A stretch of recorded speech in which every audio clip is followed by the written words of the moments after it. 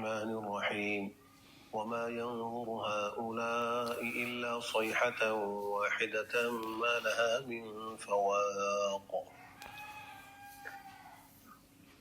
پیچھے کچھ ان لوگوں کا تذکرہ تھا جنہوں نے اپنے اپنے زمانے کے انبیاء کو جھٹلایا، اور سورت کے شروع میں اہل مکہ کا ذکر ہے جنہوں نے نبی آخر الزمان صلی اللہ علیہ وسلم کو جھٹلایا اور آپ کے ساتھ انہوں نے استہزاء کیا۔ اللہ فرما رہے ہیں کہ یہ تکذیب کر رہے ہیں، یہ سوائے قیامت کے اور کس کا انتظار کر رہے ہیں؟ قیامت آ جائے گی تو پھر ان کو وہاں اپنا حساب و کتاب معلوم ہو جائے گا۔ تو فرمایا کہ یہ لوگ انتظار نہیں کر رہے مگر ایک چیخ کا جس کے لیے کوئی ڈھیل نہیں ہے، دم لینا نہیں ہے۔ فواق کہتے ہیں، ویسے اس کے مختلف معنی ہیں۔ ایک معنی یہ ہے کہ جانور کا جب دودھ تھنوں سے دوہا جاتا ہے، نکالا جاتا ہے، تو ایک دفعہ نکالنے کے بعد دوبارہ نکالنے کے درمیان جو وقفہ ہے، اس وقفے کو عربی زبان میں فواق کہا جاتا ہے۔ تو اس کا مطلب یہ ہے کہ حضرت اسرافیل جب قیامت قائم کرنے کے لیے سور پھونکیں گے تو اس سور کی جو آواز ہوگی وہ مسلسل ہوگی، اس میں کوئی وقفہ نہیں ہوگا۔ جیسے انسان ہے، وہ جب بولتا ہے اس کو وقفہ لیتا ہے پھر بولتا ہے، تو اس طرح وہ نہیں ہوگا، ایک چنگاڑ ہوگی، مسلسل ہوگی۔ کیا یہ اس کا انتظار کر رہے ہیں؟ وہ تو قیامت ہے، پھر تو توبہ اور رجوع اللہ اور سب چیزوں کا وقت ختم ہو جائے گا۔ وَقَالُوا رَبَّنَا عَجِّل لَنَا قِطَّنَا قَبْلَ يَوْمِ الْحِسَابِ، اور یہ بڑے بدباطن تھے، برائے سزا کہتے تھے کہ انہوں نے کہا ہمارے رب پروردگار ہمیں ہمارا حصہ جلدی دے دیجئے حساب کے دن سے پہلے، یعنی جو ہمارے عذاب کا حصہ ہے، جو ہمیں آخرت میں عذاب ہونا ہے، پتہ نہیں قیامت قائم ہوگی نہیں ہوگی، ہمیں ہمارے عذاب کا حصہ پہلے سے دے دیں۔ مشرکین تو ویسے قیامت کے منکر تھے، وہ قیامت کو مانتے نہیں تھے، تو ان کے اس طرح استہزاء کرنے سے پیغمبر کو تکلیف ہوتی تھی، قلب آپ کا جو ہے وہ تشویش کا شکار ہوتا تھا، آپ کا دل دکھتا تھا۔ تو اللہ نے تسلی کا مضمون ارشاد فرمایا، اصبر على ما يقولون واذكر عبدنا داود ذا الأيد إنه أواب۔ اے نبی آپ صبر کیجیے ان باتوں پر جو وہ کہہ رہے ہیں، ان مشرکین کی باتوں پر آپ صبر کیجیے۔ اور پھر صبر کی تلقین کے لیے یہ بھی کہا گیا کہ آپ ہمارے بندے داؤد کو یاد کیجیے، جو بڑی قوت والے تھے، بے شک وہ بہت زیادہ رجوع کرنے والے تھے، اللہ کی طرف رجوع کرنے والے تھے۔ ذوالعید قوت والے، اس کا ایک معنی کیا گیا ہے کہ وہ اپنی دنیا اور معاش کے لیے اپنے ہاتھ سے محنت کرتے تھے، یعنی وہ لوہے کی زریں بناتے تھے، ان کے ہاتھ میں لوہا نرم ہو جاتا تھا تو اس سے اشیاء بنا کر فروخت کر کے اپنی معیشت کا نظام اسے چلایا کرتے تھے۔ تو آپ ان کا قصہ یاد کیجیے۔ اب آگے اللہ نے ان کو جو انعامات عطا فرمائے اس کا ذکر کیا، اس کے باوجود ان کی آزمائش ہوئی، اور پھر اس آزمائش میں جب وہ کامیاب ہوئے تو اللہ کی طرف سے ان کو بخشش کا پروانہ بھی ملا، اس کا ذکر کر رہے ہیں۔ تو فرمایا کہ اِنَّا سَخَّرْنَا الْجِبَالَ مَعَهُ يُسَبِّحْنَ بِالْعَشِيِّ وَالْإِشْرَاقِ، بے شک ہم نے مسخر کیا تھا پہاڑوں کو ان کے ساتھ کہ وہ تسبیح کرے شام اور صبح۔ حضرت داؤد علیہ السلام کا معمول تھا کہ وہ صبح شام کچھ اللہ کا ذکر کرتے تھے، تو اس وقت میں اللہ کی طرف سے ان کو یہ انعام ملا تھا کہ جتنے ان کے ارد گرد علاقے کے پہاڑ تھے وہ ان کے ساتھ اس ذکر میں شریک ہوتے تھے، وہ بھی ذکر کرتے تھے، پہاڑ بھی ساتھ ذکر کرتے تھے، اور دونوں اوقات میں خالی پہاڑ نہیں بلکہ پرندے بھی کرتے تھے۔ اگلی آیت میں اس کا ذکر ہے، وَالطَّيْرَ مَحْشُورَةً كُلٌّ لَّهُ أَوَّابٌ، اور پرندوں کو بھی ہم نے مسخر کیا جو جمع کیے جاتے تھے، کلن سب کے سب، لہو اللہ ہی کے لیے، رجوع کرنے والے ہیں، سب کے سب اللہ ہی سے رجوع کرنے والے ہیں۔ یہ اللہ نے ان کو انعام عطا فرمائے تھے۔ اب یہاں سوال یہ پیدا ہوتا ہے کہ پہاڑوں کے ان کے ساتھ اور پرندوں کا ان کے ساتھ ذکر کرنے کا کیا فائدہ ہے؟ وہ تو اپنا ذکر کر رہے ہیں، اگر پہاڑ ذکر کر رہے ہیں تو ان کو کیا فائدہ ہے؟ اس کا جواب یہ ہے کہ جب انسان کوئی ذکر کرتا ہے، کوئی عبادت کرتا ہے، اگر اس کے ارد گرد عبادت کا ماحول بن جائے تو اس کو عبادت میں ایک لذت آتی ہے، اس کی عبادت ایک اعلیٰ قسم کی ہوتی ہے۔ اور اگر اس کے ارد گرد جو ماحول ہے وہ عبادت کا نہ ہو تو پھر اس صورت کے اندر اس کا بھی عبادت کے اندر زیادہ خوشی و خضوع نہیں ہو پاتا، بسا اوقات یہ کیفیت ہوتی ہے۔ اسی لیے آپ حضرت والسلام وہ اپنی نبوت ملنے سے پہلے غار حرا میں خلوت نشینی اختیار کرتے کہ عبادت کے لیے موزوں ماحول تھا، اور شہر کے اندر وہ موضوع ماحول نہیں ملتا، مشرکین تھے ہر طرف، شور شرابہ، ناچ گانا، تو اس لیے آپ یکسوئی جو ہے آپ کو محبوب کرائی گئی اور آپ اس یکسوئی خلوت کے لیے غار حرا میں جایا کرتے تھے۔ اور پھر ساتھ ساتھ علماء نے اس سے یہ بات بھی مستنبط کی ہے کہ جب انسان ذکر کر رہا ہو تو یہ تصور بھی کر لیا کرے کہ میرے ساتھ ساری کائنات ذکر کر رہی ہے، پہاڑ بھی ذکر کر رہے ہیں اور در و دیوار بھی ذکر کر رہے ہیں، میرے جسم کا ایک روح ذکر کر رہا ہے، یہ تصور کر لیں۔ اس تصور کے ساتھ ذکر کرے گا تو اللہ کی توجہ زیادہ حاصل ہوگی، یعنی پوری توجہ کے ساتھ بیٹھے اور جب وہ کہے لا الہ الا اللہ، اللہ اللہ کا ذکر کر رہا ہے اور اس کو خیال میں یہ ہے کہ میرے ارد گرد کی ساری مخلوق اللہ کی ذکر ہی میں مصروف ہے، اور یہ حقیقت ہے کہ وہ ان من شیء الا یسبح بحمد، ہر چیز اللہ کی تسبیح کر رہی ہے، لیکن ہم ان کی تسبیح سمجھتے نہیں ہیں۔ تو اگر ہم اس تصور سے ذکر کریں، بات کریں، تو ایک کیف محسوس ہوگا، ایک خشوع حاصل ہوگا۔ تو یہ اس آیت سے بھی مستنبط ہوتا ہے۔ وَشَدَدْنَا مُلْكَهُ وَآتَيْنَاهُ الْحِكْمَةَ وَفَصْلَ الْخِطَابِ، اور ہم نے ان کی حکومت کو مضبوط کیا۔ حضرت داؤد علیہ السلام وہ پہلے نبی ہیں کہ اللہ نے نبوت کے ساتھ حکومت کو بھی جمع کیا تھا۔ اس سے پہلے بنی اسرائیل میں جو نبوت چلتی تھی ایک خاندان میں چلتی تھی اور حکومت چلتی تھی دوسرے خاندان میں۔ بنی اسرائیل کے دو الگ الگ خاندان ہوتے تھے، نبی ایک خاندان سے آتے تھے اور بادشاہ دوسرے خاندان سے آتے تھے۔ لیکن حضرت داؤد علیہ السلام یہ وہ پہلے نبی ہیں کہ اللہ نے ان کے اندر نبوت کو بھی رکھا اور ان کو حکومت بھی عطا فرمائی۔ پھر ان کے بعد ان کی بیٹے حضرت سلیمان علیہ السلام کو بھی اللہ نے یہ شرف اور مقام بخشا۔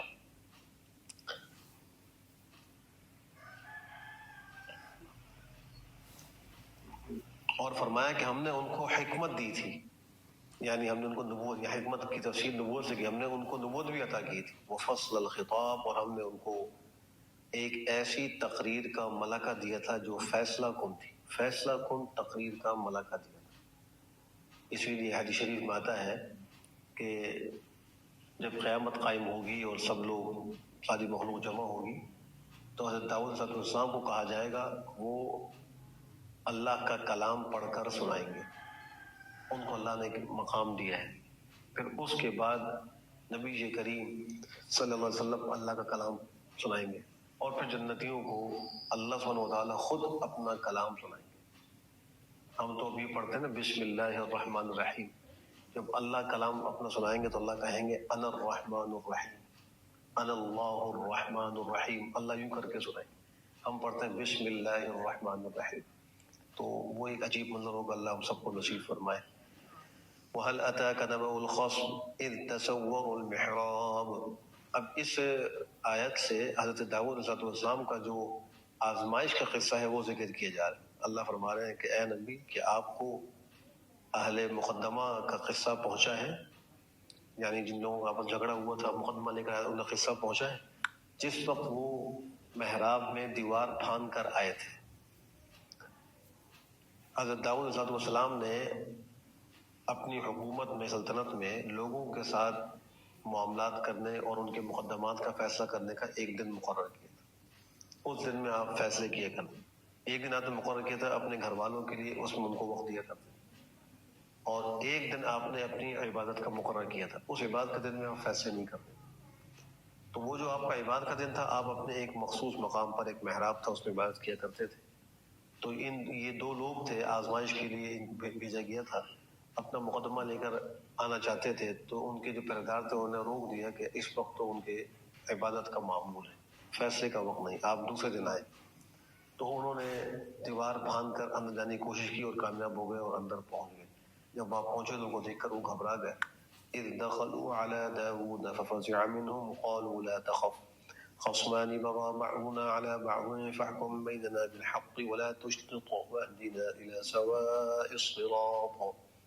جب وہ ان کے پاس آئے، داؤد کے پاس، تو وہ ان کو دیکھ کر گھبرا گئے۔